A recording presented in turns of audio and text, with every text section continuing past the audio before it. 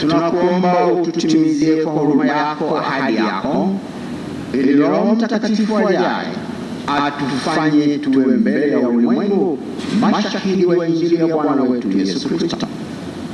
Tunaomba hayo kwa njia ya Bwana wetu Yesu Kristo mwanao, anaishi na kutawala katika umoja wa Mtakatifu Mungu daima na milele.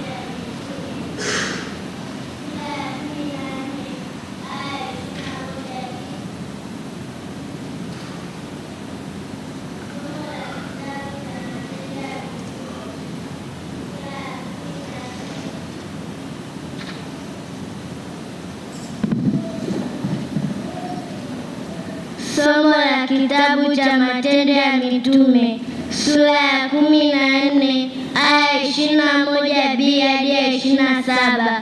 Paulo na Barnaba wakarejea mpaka Listra na Ikonio na Antiokia, wakifanya imara roho za wanafunzi na kuwaonya wakae katika ile imani, na ya kwamba imetupasa kuingia katika ufalme wa Mungu kwa njia ya dhiki nyingi.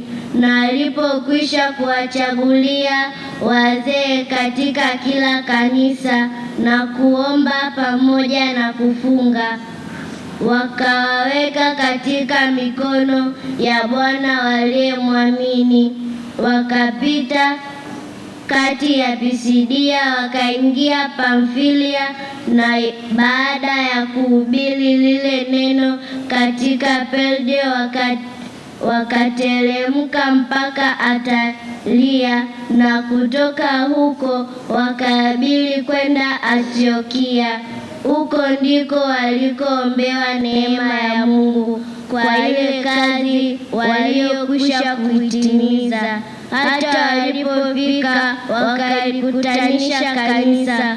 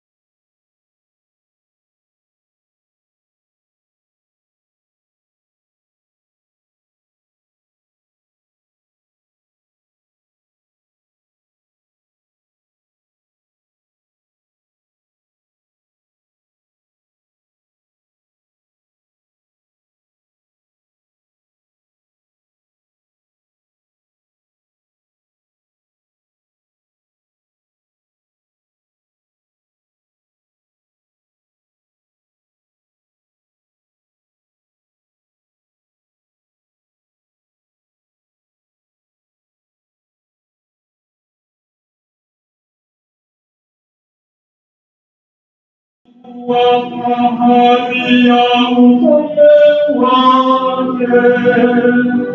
Ufalme wake ni ufalme wa zamani zote, na mamlaka yako ni ya vizazi vyote.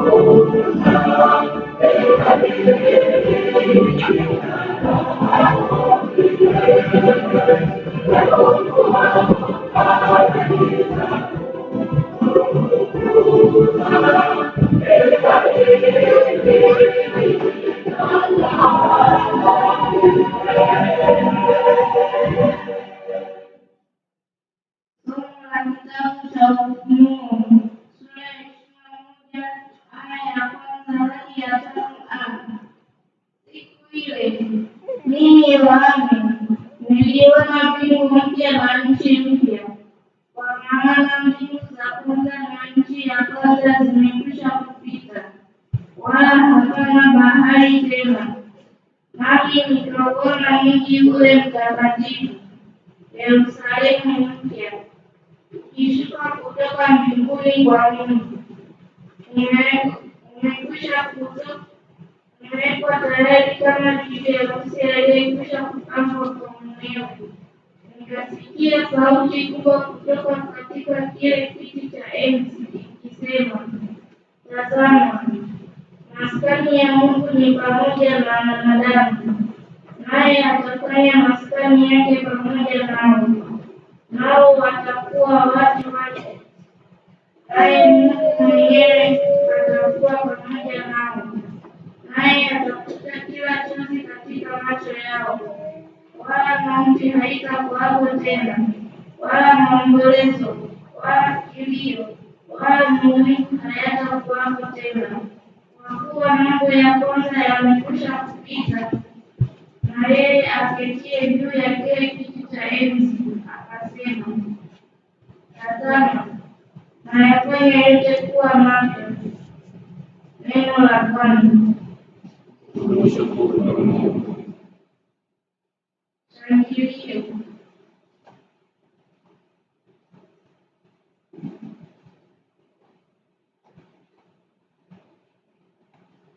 Haleluya, haleluya. Bwana amesema amri mpya nawapa, mpendani kama vile nilivyowapenda. Haleluya.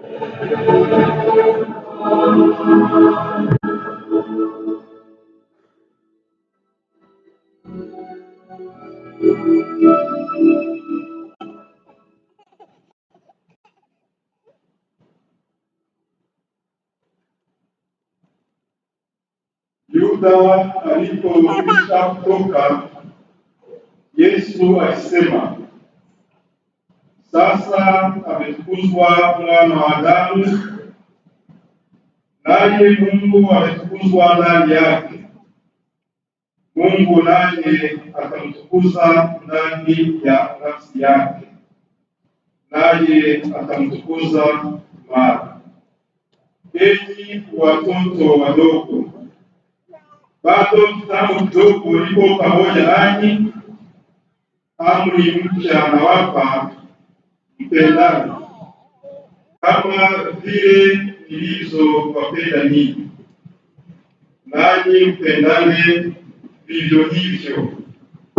Hivyo watu wote watatambua ya kuwa ninyi mmekuwa wanafunzi wangu, mkiwa na upendo ninyi kwa ninyi.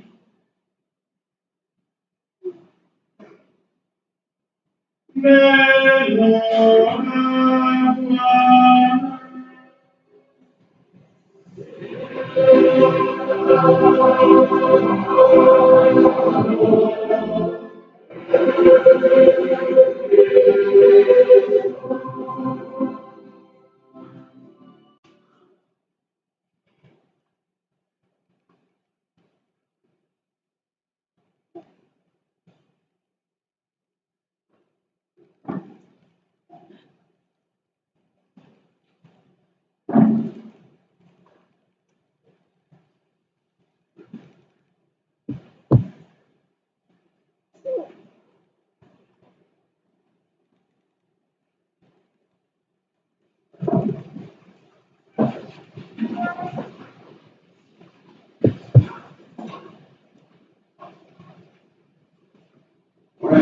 Ya Mungu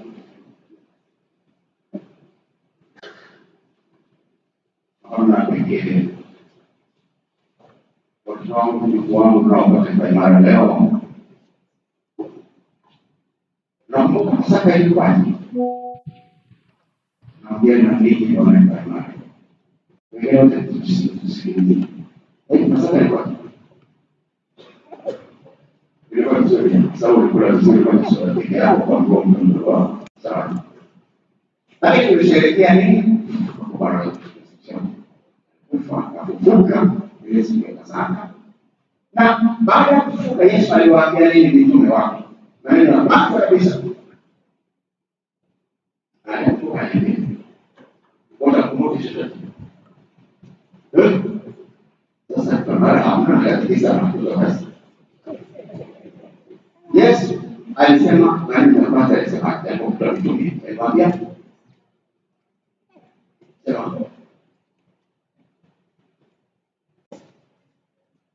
sawa kabisa kwa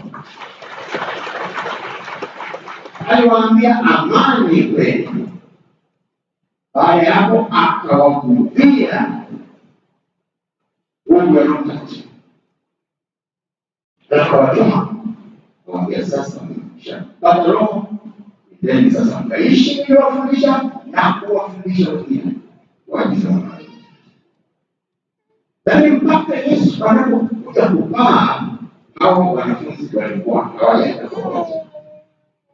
Ila nguvu ya Roho aliyopata iliwasaidia wao wenyewe kwenda kujificha katika chumba cha juu walipokutana na Yesu alini na kusali na kurudia yale mambo Yesu aliyofundisha pamoja na kusoma na makala hawakwenda kwa ajili ya wengine basi kujificha kwa ajili. Kwa hiyo inaonekana nguvu ya Roho Mtakatifu waliopata siku hii iliwatosha wao kuishi Lakini ile siku ya Pentekoste, siku 50 baada ya Pasaka, Roho Mtakatifu anawajia tena kwa mara ya pili. Yesu alishahidi Yesu Bwana alimwambia kutuma tena Roho Mtakatifu. Kwa hiyo walipopata nguvu ya Roho Mtakatifu mara ya pili, walitakika si kuishi tu, kwenda kuwafundisha na wengine.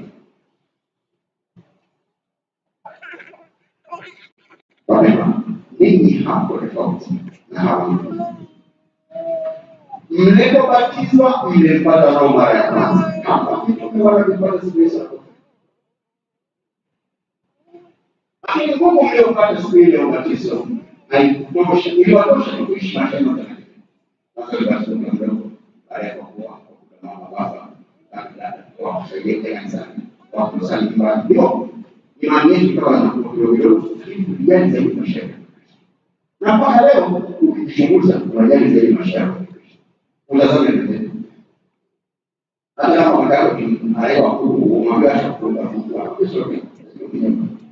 Baba hajakuelewa gani sawa shauri yake. Baba ndiye shauri yake, kama ndiye shauri yake.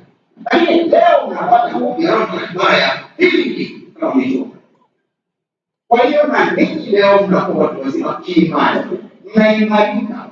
Ndio maana tunasema kipa imara. Ile inatolea nini? Uimara wa roho kufundisha maisha. Bwana yeye kuanzia leo kufundisha. Sio tu mwishi bali ni tayari kusema mbele na kusaidia wengine. Sijakuwa kwa mbele kama mimi. Lakini nataka wewe kule nyumbani wajue kwamba wewe ndio askari. Ukiona kule nyumbani mambo hayaendi Kristo, waambie. Ukiona kwamba kuna mtu anayesema sisi na wewe unasema. Mwambie, ni sababu. Kama mtu unachoma leo. Ukiona nani siku mwongo kwa kitu kile mama mzee. Mwambie. Ukiona wengine hawaishi kulia baba sasa wewe. Na baba mbele sana. Kuna wale ambao wanasikia mkali. Mwambie baba mbele sana. Alafu ni maosi kusikia hajaamka akoroka kwa baba amka dunia. Kwa hiyo lakini pia mtazame na majirani. Inawezekana wana jirani yako umempenda baba mkimbilia. Hawezekana kusali au kusali. Kama msalimia. Wakati tena msalimia mimi yako. Msalimia mimi. Alafu nakuambia kuombea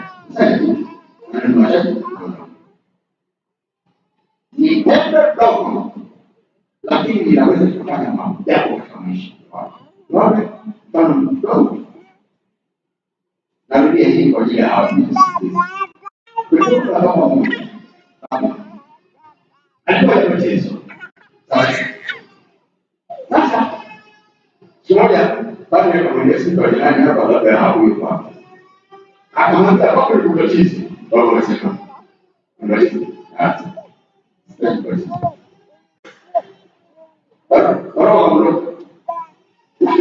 Jirani kulikuwa na kisa. Huyo kisa alikuwa na tabia ya kutembelea kwa kule. Aenda pale kwa story pamoja kabisa. Pale sasa kidogo anaondoka. Na wengine wanakuja tena hivyo. Kwa muda akawa anafanya hivyo. Sio anampeleka swali kidogo kikombe. Sio kama anampenda sana. Na wakati mwingine ukatikisa sana anakupa story. Wala mmoja analiwa ni wa Yesu. Baba asifiwe. Umenigusa sana. Nataka sasa ubatize. Kwenye dini yako. Bila kabisa anamwambiaje? Anakuja kubatiza kwa roho. Na baba anasema nani? Kwa roho. Sitaki. Nataka dini yako sasa dini ya roho. Wewe unaweza kufanya kitu kidogo sana. Karibu maisha. Sio ndivyo. Sawa. Katika somo la kwanza vile tunakutana na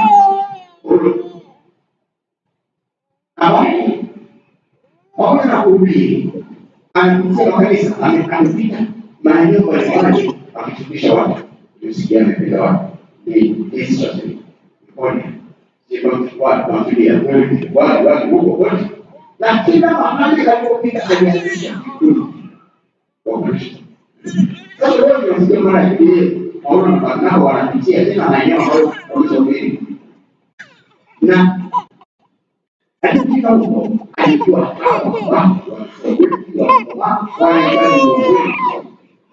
ndio maana anafuta wazee wa usawa wanafanya, anawaombea, anawawekea mikono, anawaambia mwanze kazi ya uongozi, katangaza neno la Mungu na kuchunga kundi hili. Wapendwa, Kiswahili la namna hiyo linatokea kwetu. Mwenyezi ameona wajayungu umekuwa kanisa watu wengi kundi kubwa, akataka na ninyi mwe na mchungaji wetu wetu mambo yenu. Kwa hiyo wachungaji walishaweka mikono tayari, na Haruna pekee anatoa kwamba provision yuko hapa, na kati ya vijana wake vile kuna ambaye anamteua yeye anavyoona mwenyewe au mchungaji wetu hapa. Na kwanza tumpongeze kwa provision na mabali hawa.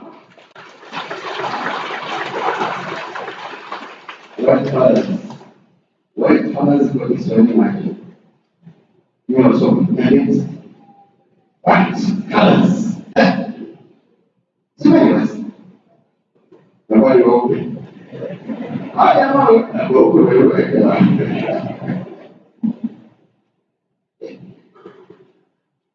Wanaitwa Wamisraeli wa Afrika walikuwa white fathers kwa sababu walikuja wale wazee walikuwa kuoga kwa mwanzoni baada ya Islamu.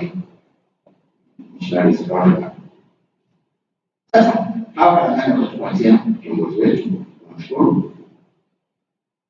Lakini pamoja nao asiliwa na wenzake pamoja na halmashauri tendaji.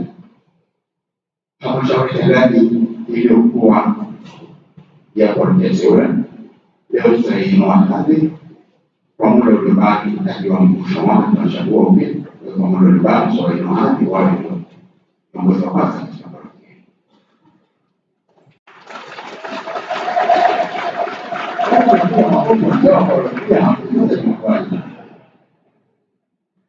katika parokia.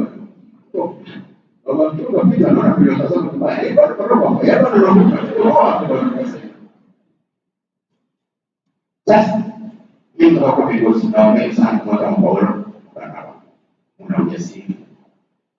Wana ujasiri, wapende hao watu waongozi vizuri. Ndio kwa kujisadaka mingi sana. Mingi tu. Nitajisadaka muda wetu, nitajisadaka mali yenu.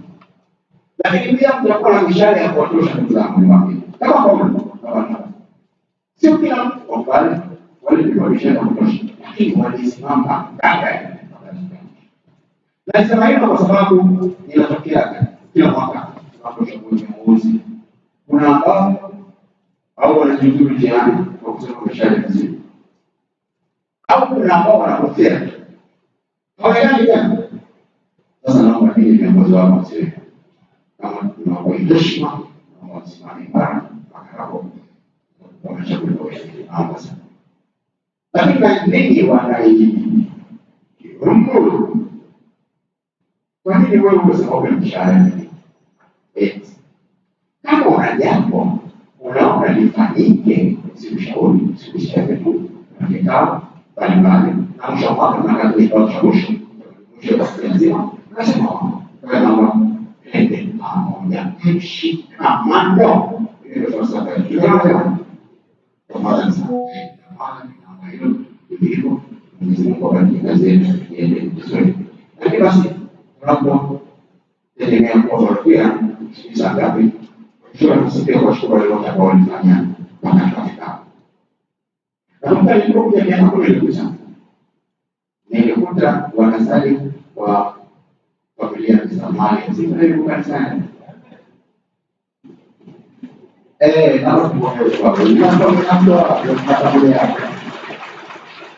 na mtaalamu wa wengine wanafanya kazi nyingine na wafanza hivi na pamoja na viongozi wenzao walisaidiana wakaenda kwa sana. Baadaye wakashirikiana na wengine waliokuwepo wakatufanya eneo hili polepole jetu kaanza kusimamia vizuri sana. Nawapongezeni sana.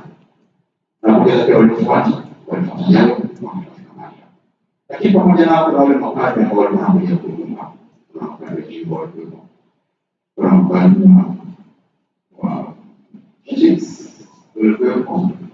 Walikuwepo mapadri wa Don Bosco na wao ndio wamefanya mpaka kwa last minute. Tunatoka kwa support us. Wale jamani walikuwa wafanya pia wakati kusikia na wapenda ndio. Mwaka mmoja kwa wote